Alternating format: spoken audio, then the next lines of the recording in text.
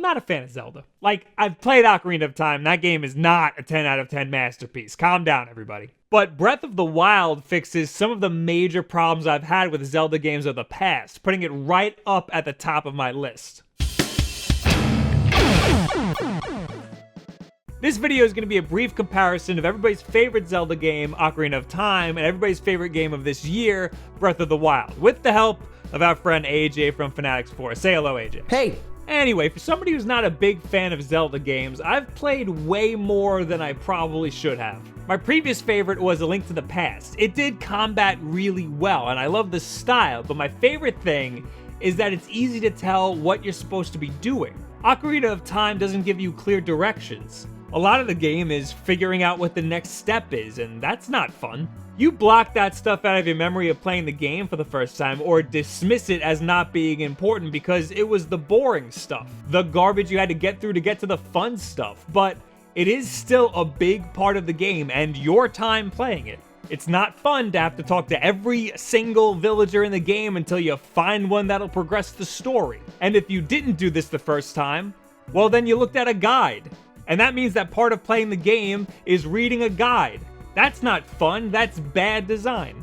I just want to advance the story. That's how I play games. I just want to plow through the campaign. I don't want to be distracted by other nonsense unless it's really fun.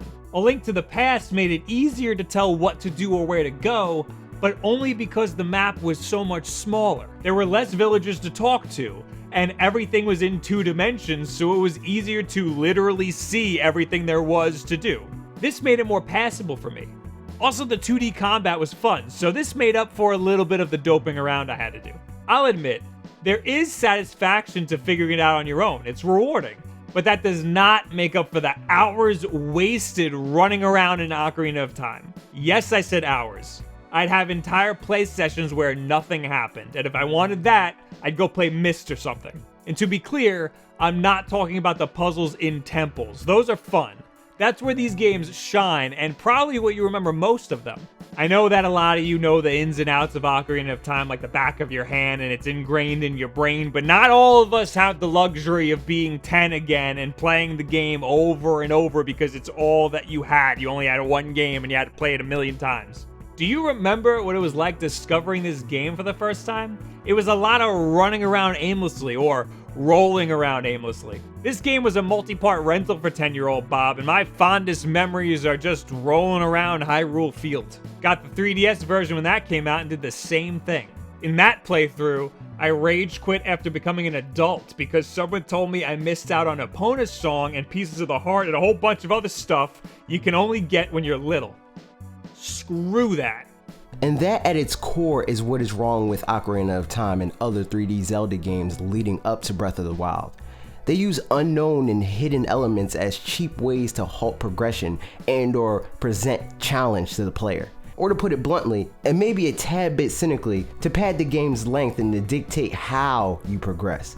This is a huge problem for a game that's lore is steeped in adventure and discovery, because it encourages you to do the complete opposite by nagging you to do what it wants you to do when it wants you to do it.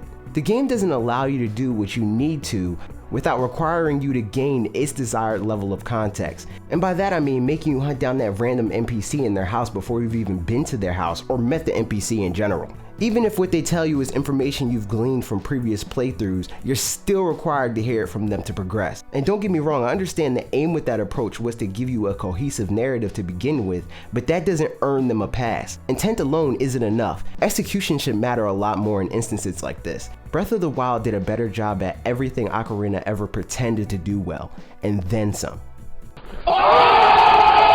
The reason that Breath of the Wild is better than this is because the game just opens up and lets you go. It doesn't tell you what to do, which goes against everything that I said before. It gently pushes you in one direction, however, any direction is the right direction. Any direction that you go in will have something awesome going on. The map is very big, but it's also very dense. After the game kind of pushes you to Kakariko Village, it tells you to find the 12 memories, which aren't even necessary to beating the game. But searching for these memories will force you to explore the world. This is how I stumbled across the Zora's Domain and the first Divine Beast I did. At any given time, you can walk right up to Hyrule Castle and fight Ganon, but you're not going to be powerful enough to beat him. The game tells you at the very least, you have to beat all 4 Divine Beasts, but in any order you want. I think the biggest thing that Breath of the Wild did to rectify the dumb parts of Ocarina, aka most of Ocarina, was following through on the context it provides and nailing presenting challenges that's length doesn't rely too heavily on the what do moments. In Ocarina, you're primed from the very beginning to do what you're told based on who you are. The only thing Breath of the Wild tasks you with is finding out who you are to begin with, and I mean that in an almost literal sense.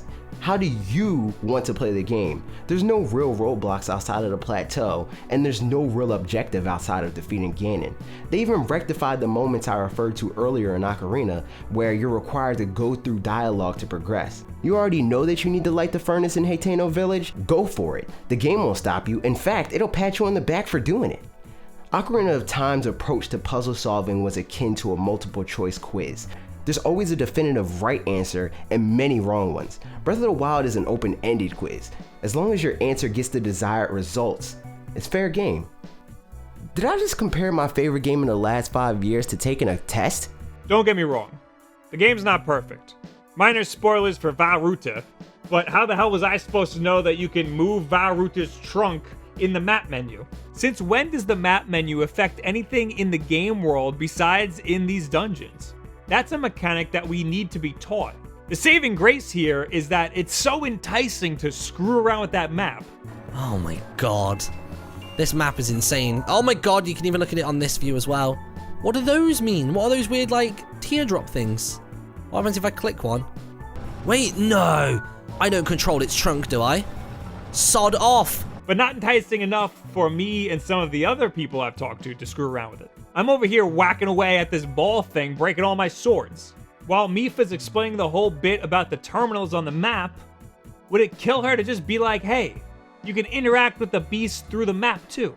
I realize this is nitpicking. That's what we do here on this channel. Remember though, I'm praising this game. It also took me a while to realize that the memories weren't essential to defeating Ganon.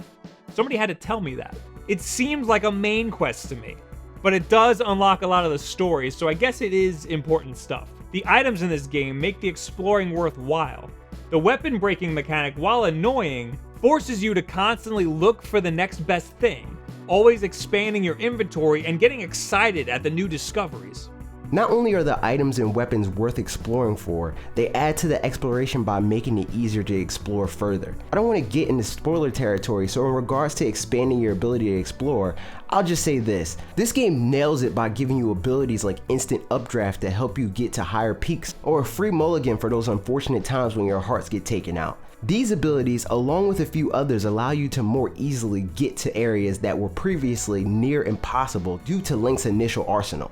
And the aid in exploration doesn't stop there. If you know your way around the cooking pots, the right recipes can give Link a lot more leeway when it comes to getting around, both an additional stamina for traversing the world and buffs to your stamina and hearts to defend yourself in it. Cooking also forces you to experiment with new recipes. After a few meals, it's easy to figure out how to get the most out of what's available to you. And you're rewarded with probably some of the most vital items of all, health restoration items. Breath of the Wild is great because it's rewarding and constantly engaging. There's always something going on, something to do. It takes a long time to get to the final battle, but there's many different ways to get there. You carve your own path, unlike the Zelda games of old, which try really hard to make you think that you're carving your own path, but fail miserably. You know what else does this? Skyrim. Similar to Breath of the Wild, it releases you into the world with very little direction, and you can go any which way you want.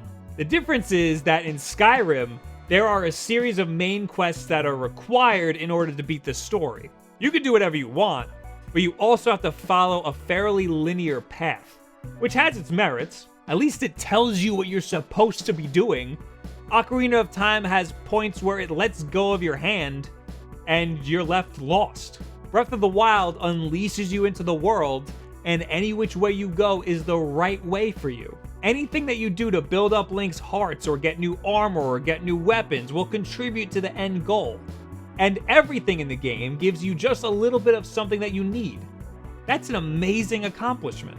So, What do you guys think about Breath of the Wild? How would you rank it in your series of best Zelda games? A lot of people would say that it's too early to tell if they could put it over their favorite past Zelda game, but screw that. I don't have any nostalgia boners or anything for any of these old Zelda games. I can confidently say that this is my favorite one by far, the most fun I've had playing a Zelda game ever. So leave it in the comments below, add me on Twitter, all this other social media garbage. Don't forget to check out my last video on 9 games you can play on the Switch that aren't Zelda. Also, if you came here from that, or if you're a new subscriber, hello, talk to me in the comments or on Twitter. Twitter's the best place. And make sure you check out AJ's channel, Fanax4. He's a big-ass Zelda fan. He's got a lot to say about it. Thank you guys very much. Have yourselves a good week.